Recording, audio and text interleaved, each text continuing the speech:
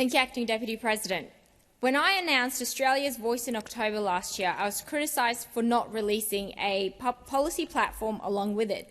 I still don't see why. Last Sunday on Insiders, the Leader of the Opposition announced that he would release his policy on cutting the public service after the election.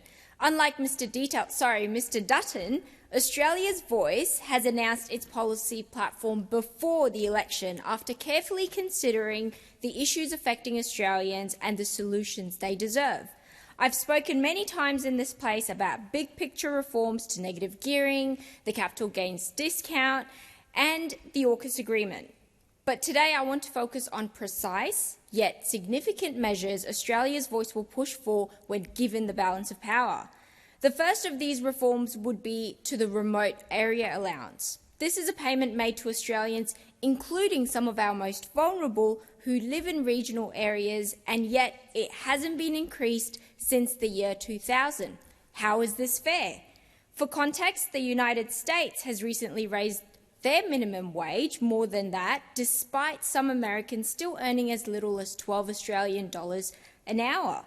Life in the regions is difficult. With proper support, services will decline and regional Australians will fall further behind.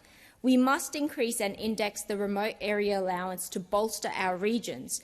Then we come to the issue of domestic violence. The number of women being killed by their partners in Australia is a national shame. The systems in place are riddled with bureaucratic hoops that force victim survivors to repeatedly recount their trauma to different agencies just to access support. How is this fair? We will push for a national family violence database to streamline services. With proper safeguards around data security, this will reduce red tape and ensure faster access to support, giving victim survivors help when they need it most. There is nothing more reflective of the character of a country than how we treat those who have spent their lives building it. Aged pensioners and self-funded retirees alike have contributed to the prosperity we enjoy today, yet housing remains one of their biggest and most pressing concerns. Many are struggling with soaring rents, insecure tenancy arrangements and a lack of affordable housing. How is this fair?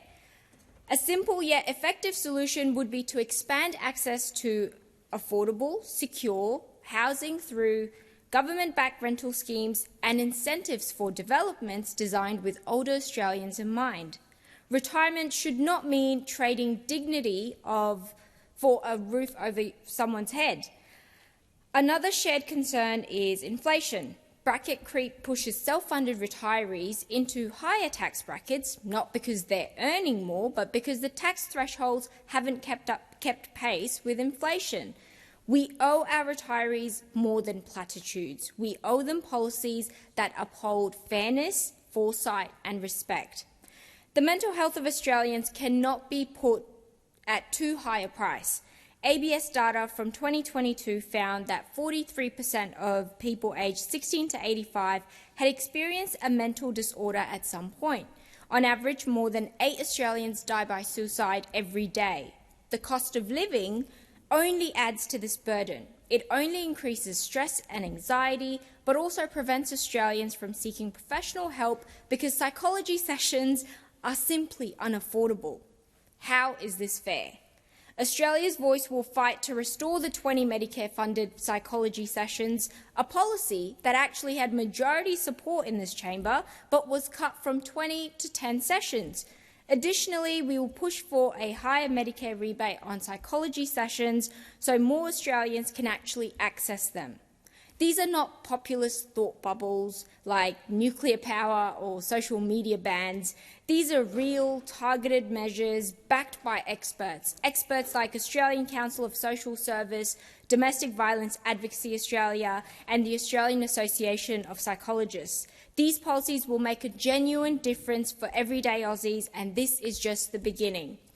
If you like what you hear and want to learn more, visit australiasvoice.com.au to see our full policy platform.